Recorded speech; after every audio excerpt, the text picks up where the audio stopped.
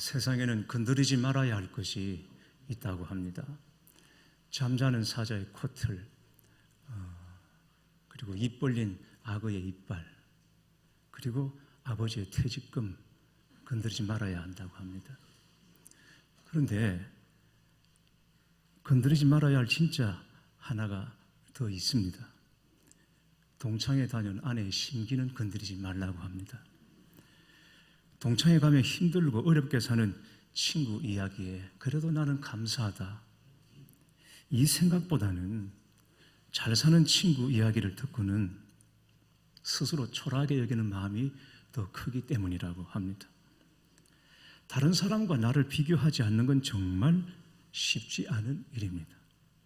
그러나 사실 생각해 보면 세상에 나처럼 사는 건 나밖에 없지 않습니까? 나는 유일무이한 존재입니다. 그거 하나만 가지고도 나는 충분히 의미 있고 가치 있는 인생일 수 있습니다. 오늘 본문에 나오는 다윗과 골리앗의 싸움은 참으로 나답게 산다는 게 뭔지를 말씀해 주고 있습니다. 블레셋은 지리적으로 이스라엘의 턱 밑에 자리 잡고 있어서 서로 오랜 숙적 관계였습니다. 그러나 블레셋 앞에서 이스라엘은 언제나 열세였습니다. 수적으로도 블레셋이 우위였고 화력으로도 블레셋은 철제 무기로 무장한 반면 이스라엘은 제대로 된 칼 하나 갖고 있지 못했습니다. 이스라엘은 아직 청동기에 머물러 있었기 때문입니다. 그러니 이스라엘과 블레셋의 싸움은 맨주먹으로 탱크와 싸우는 것과 같은 상황이었습니다. 거기다 블레셋은 골리앗이라는 거대한 장수가 버티고 있습니다. 거인 힘이 장사였습니다. 17장 4절에서 7절 말씀 보면 이 골리앗이 누구인지를 말해주고 있습니다. 우선 키가 6규빗 한 뼘이라고 말하고 있습니다. 6규빗 한 뼘은 거의 3m입니다. 정확하게는 2.9m입니다. 그리고 입고 있는 갑옷의 무게가 놋 5,000세겔, 57kg입니다. 여러분, 57kg, 60kg에 달하는 옷을 입고 앉았다 일어섰다 움직일 수 있을까요? 그리고 그가 들고 있는 창의 날만 해도, 창 전체 무게가 아니라 양 날만 해도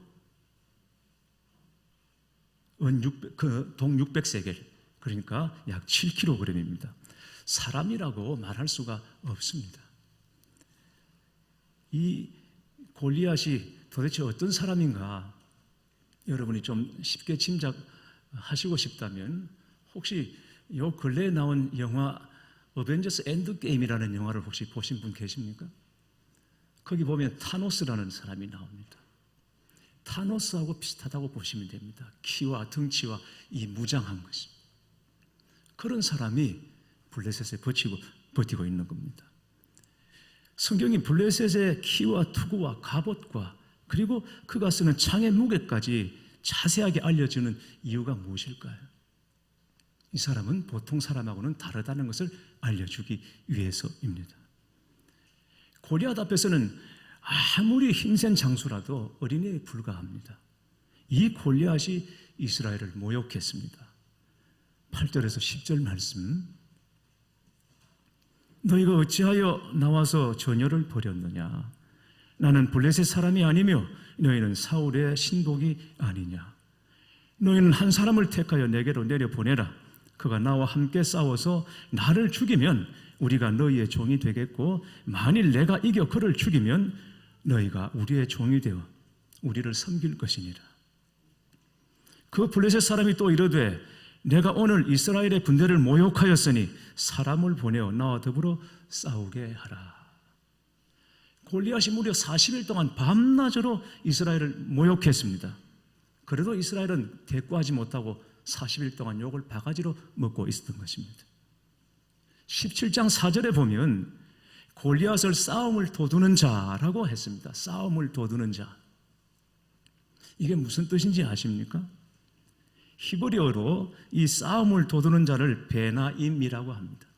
베나임은 둘 사이에 선 사람이라는 뜻이에요. 이거는 옛날에는 싸움을 할 때, 전쟁을 할 때 병사들이 서로 맞붙어서 전면전을 벌이기도 하지만 양쪽의 장수들이 대표로 나와서 서로 맞짱을 뜨는 경우가 있습니다. 그때 대표들끼리 나와서 싸우는 이 사람을 베나임, 둘 사이에 선 사람이라는 것입니다. 그런데 이스라엘은 이 골리앗과 맞서 싸울 베나임이 없습니다. 그런 사람이 아무도 없었습니다.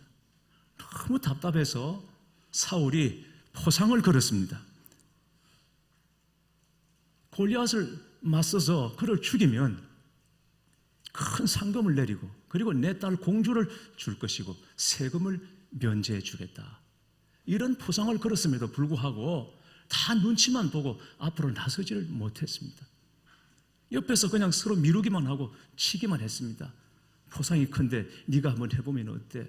그러면 갑자기 몸이 안 좋다고 그러고 배가 아프다고 그러고 머리가 어지럽다고 하고 어젯밤에 꿈이 안 좋았다.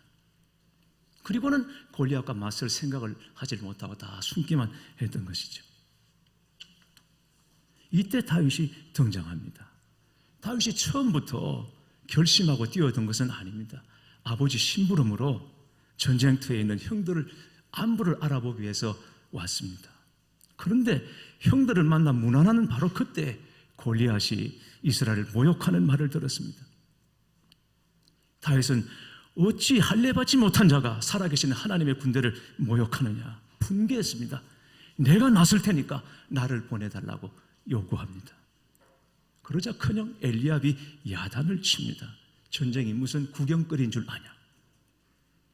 28절 말씀에 큰형 엘리압이 다윗이 사람들에게 하는 말을 들은지라 그가 다윗에게 노를 바라여 이르되 내가 어찌하여 이리로 내려왔느냐 들에 있는 양들은 누구에게 맡겼느냐 나는 내 교만과 내 마음의 완악함을 아노니 내가 전쟁을 구경하러 왔도다. 그냥 조용히 집에서 양들을 지킬 것이지 양은 누구에게 맡기고 왔냐? 전쟁이 장난이냐? 전쟁이 구경거리냐? 그렇게 야단을 칩니다. 여러분 엘리압이 하는 이 말을 들어보면 사무엘 선지자가 이새의 집에 와서 그의 아들 중에 왕으로 기름 부으려고 할 때 하나님께서 이 엘리압을 버렸다고 하는 이유가 무엇인지를 알 수 있습니다. 사울 왕도 다윗을 어린아이 취급을 하고 말립니다. 내가 가서 저 블레셋 사람과 싸울 수 없으리니 너는 소년이요 그는 어려서부터 용사임이니라. 이스라엘에서는 20세 이상 남자가 전쟁에 나갑니다. 징병합니다. 그걸 감안하면 사울의 말이 틀린 것은 아닙니다. 그러나 여기서 서로 믿음이 다르고 관점이 다르다는 것을 알 수 있습니다. 다윗은 골리앗을 할례받지 못한 자로 보았지만 사울은 골리앗이 어려서부터 용사인 자로 보았습니다.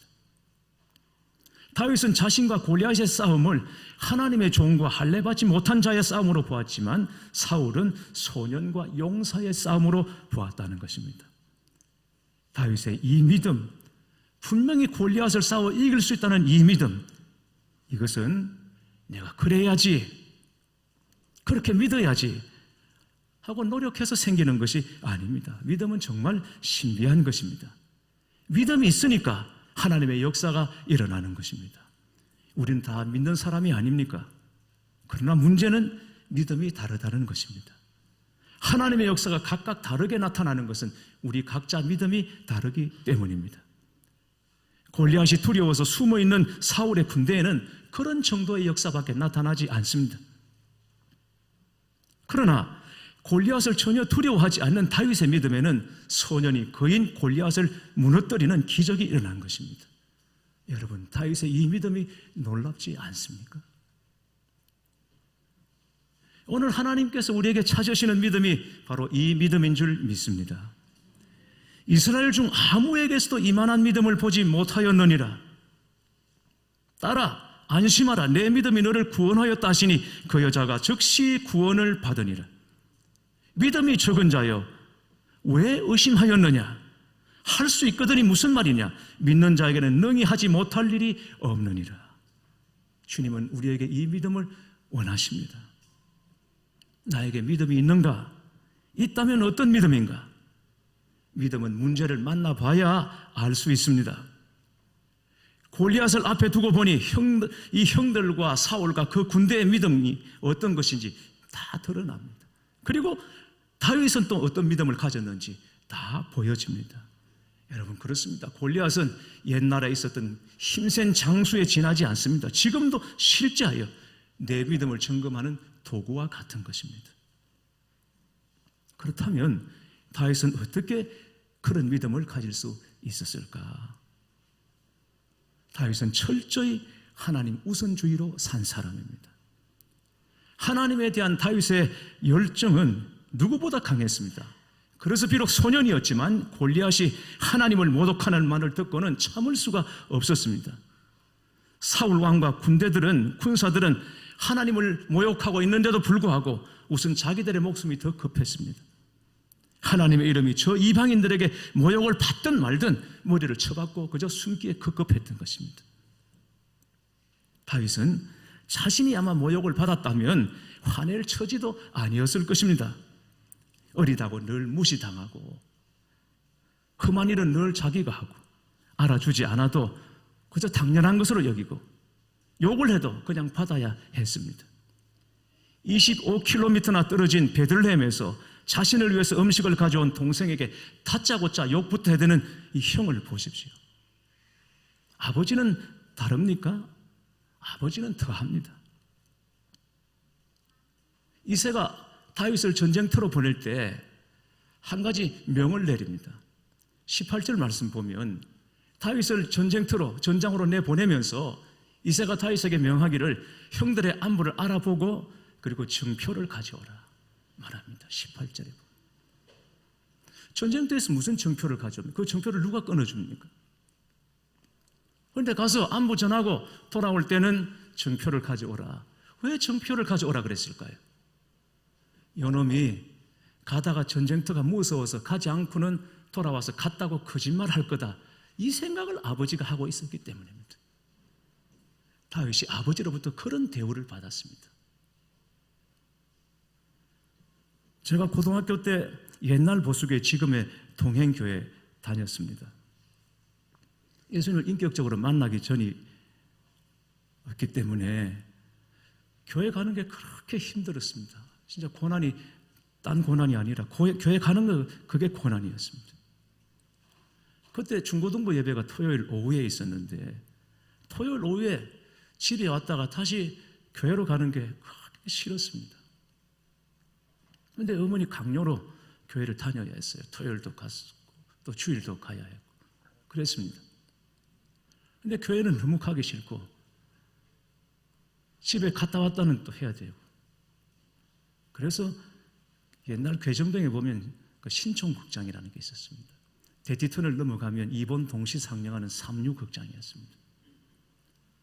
헌금할 돈으로 극장에 가서 영화를 보고는 시간 돼서 토요일 저녁에 교회 갔다 왔다 어머니를 속였습니다. 나중에 저희 어머니가 눈치를 채셨는지 갔다가 추보를 가져오라, 중고등부 예배 추보를 가져오라 그러셨어요. 그래서 제가 신평에 사는 친구한테 추보 2장 가지고 가기 전에 신촌극장 잠깐 내렸다가 놔두고 가라. 그래서 추보를 받아가서 오늘도 교회 다녀왔다 어머니께 보여드렸던 적이 있습니다.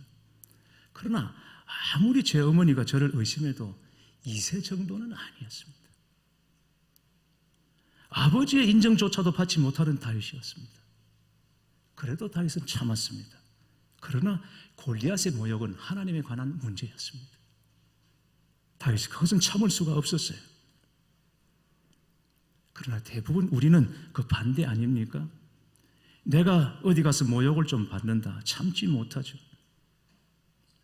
하나님의 이름이 무시를 당하고 만홀히 여김을 당할 때 주위 눈치 보면서 분위기 따라 살피면서 모른 척할 때가 여러분 없지 않습니까? 하나님 우선주의로 살지 못하기 때문입니다. 바로 이것이 다윗과 사울 군사들과의 차이점입니다. 혹시 다윗과 우리의 차이점이 아닐까?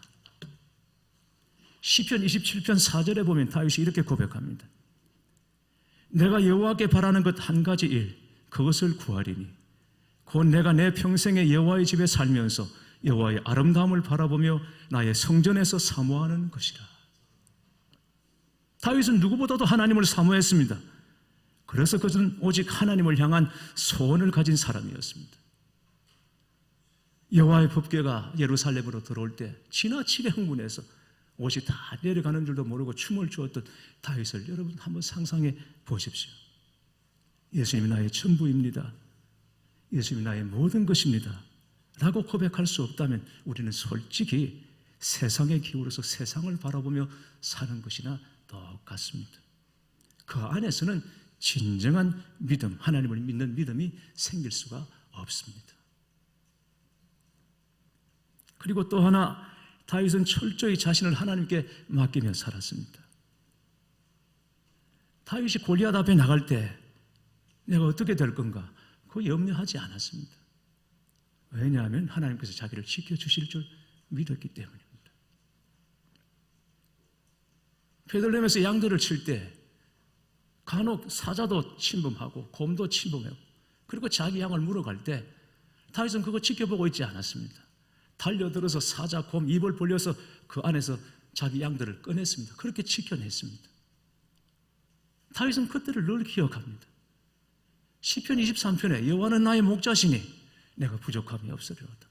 그가 나를 푸른 풀밭에 누이시며 쉴만한 물가로 인도하시는도다. 고백할 때 그 고백이 그냥 나온 것이 아닙니다. 자기 양 칠 때 사자나 곰, 맹수가 달려들어서 물어간 그때 지켜보지 않고 달려들어서 사자 수염을 잡고 곰 수염을 잡고 그리고 입을 벌려서 거기서 양을 꺼냈던 그 기억을 생각하면서 이게 하나님께서 나를 지키시는 방식이구나. 참 목자이신 하나님이 나를 지키시는 방식이 바로 이거구나. 그래서 내게 부족함이 없으리로다. 그가 나를 푸른 풀밭에 눕게 하시고 쉴만한 물가로 인도하신다. 이 믿음을 가졌어요. 그래서 골리앗 앞에 나갈 때도 저 사람 앞에서, 저 거인 앞에서 내가 어떻게 될 것인가 염려하지 않았습니다. 자기는 사자 입도 벌렸고 곰도 찢었고 그랬습니다. 그런 경험을 생각하면서 오늘 골리앗을 향해서 골리앗이라고 말하지 않고 이 짐승이라고 말하고 있는 것입니다. 내가 이 짐승도 그렇게 할 거다. 분명히 이길 거다. 라는 믿음을 그가 가지고 있는 것이죠. 아들 압살롬이 반란을 일으켜서 정말 참담한 심정이 되어서 황망하게 예루살렘 성을 빠져나갈 때가 있었습니다. 예기치 않게 너무나 급작스럽게 일어난 반란이었습니다. 옷도 제대로 입을 수도 없고 신발도 제대로 챙겨 신지 못하고 맨발로 기드론 시냇가를 건넙니다. 그때 시므이라는 늙은 신하가 돌을 던지며 조롱을 합니다. 가거라, 가거라. 이 시므이는 베냐민 지파로 사울에게 속한 사람이었어요. 그런데 다윗의 신하가 되어서 충신인 줄 알았는데 이 시므이가 신도 제대로 챙겨 신지 못하고 도망가는 자신을 향해서 돌을 던집니다. 위에서 돌을 던지면서 저주를 합니다. 그때 다윗과 함께 피하던 신복 중에 분개해서 우리 저거 하나는 처리하고 가자. 저거 하나는 죽이고 가자고 다윗에게 말을 합니다. 그러나 다윗이 그때 하는 말입니다. 사무엘하 16장 10절에서 12절 말씀에 왕이 이르되 스루야의 아들들아 내가 너희와 무슨 상관이 있느냐. 그가 저주하는 것은 여호와께서 그에게 다윗을 저주하라 하심이니 내가 어찌 그리하였느냐 할 자가 누구겠느냐 하고 또 다윗이 아비새와 모든 신하들에게 이르되 내 몸에서 난 아들도 내 생명을 해하려 하거든 하물며 이 베냐민 사람이랴. 여호와께서 그에게 명령하신 것이니 그가 저주하게 버려두라. 혹시 여호와께서 나의 원통함을 감찰하시리니 오늘 그 저주 때문에 여호와께서 선으로 내게 갚아주시리라. 네, 그냥 두라는 것입니다. 하나님이 허락하지 않으면 저 시므이가 어떻게 나를 저주하겠냐. 하나님이 아신다. 나중에 나에게 선으로 갚아주실 것이다. 그래서 보복하지 않았습니다. 원수 갚지 않았습니다. 여러분 다윗이 아무리 쫓기는 입장이어도 그 늙은 시므이 하나는 없애고 갈 수 있습니다. 그럼에도 불구하고 그 시므이를 그대로 두고 갑니다. 이것이 바로 맡긴 사람의 태도요, 믿음인 것입니다. 다윗은 자신의 처참한 비참한 몰락의 때에 시므에게 분풀이하지 않았습니다. 하나님께 자신을 완전히 맡겼기 때문이죠.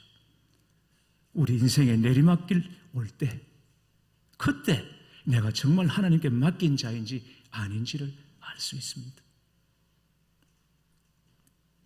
예수님께서 겟세마네 동산에서 기도하셨습니다. 내 뜻대로 마옵시고 아버지의 뜻대로 하옵소서. 십자가가 너무 고통스러우셨어요. 그러나 하늘 아버지께 주님 자신을 온전히 맡기셨을 때 착오로도 무리들 앞에 당당히 걸어나가셨고, 그리고 십자가를 기쁘게 감당하신 것입니다.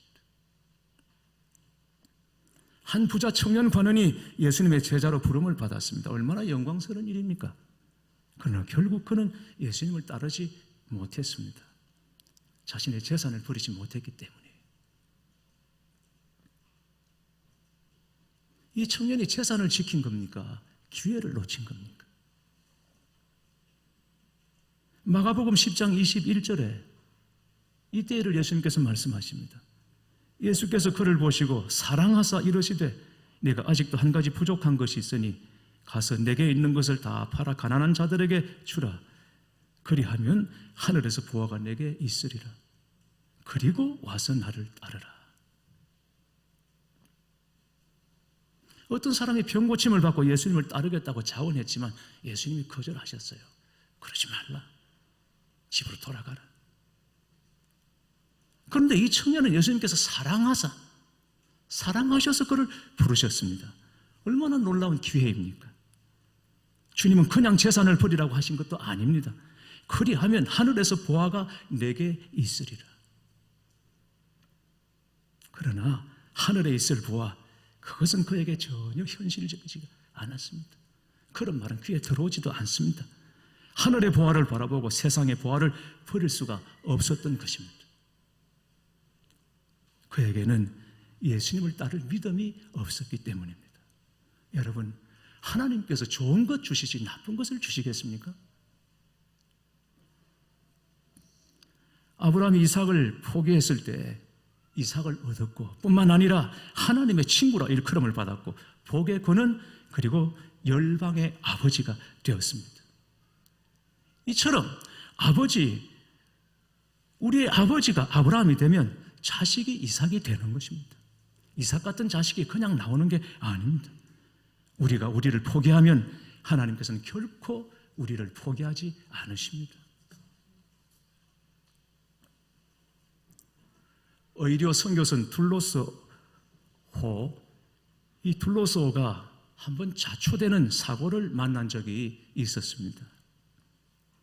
거기에 브라질 여 선교사님이 있었는데 사고가 난 순간 카메라 생각이 났습니다. 아끼는 카메라였습니다. 방으로 들어가 카메라를 찾았습니다. 그런데 문이 열리지 않는 것입니다. 급한 상황에 카메라고 뭐고 할 것이 다 던져버렸습니다. 그리고 문을 붙잡았습니다. 그런데 그 순간 문이 열렸다고 합니다. 교회 여러분, 살다 보면 부러운 것이 많습니다. 여러분은 무엇이 가장 부럽습니까? 지식이 부럽고, 인물이 부럽고, 건강이 부럽고, 부모가 부럽고, 자식이 부럽고, 재산이 부러울 때도 있습니다. 그러나 진짜 부러운 것이 무엇입니까? 믿음이 부럽습니다. 다윗과 같은 이 믿음이 너무너무 부러운 것입니다. 사랑하는 교회 여러분, 진짜 믿음으로 살기 원하십니까? 하나님 우선주의로 사십시오. 범사의 여호와를 인정하시고 하나님께 철저히 맡기고 사시기를 바랍니다. 그러면 우리도 믿음으로 살 수 있습니다. 얼마든지 믿음으로 살 수 있습니다. 믿음 안에서 무엇에도 꿀리지 않고 세상 부러울 것 없는 믿음으로 일어서서 가장 나답게 살아가시는 여러분 되시기를 주님의 이름으로 축원합니다.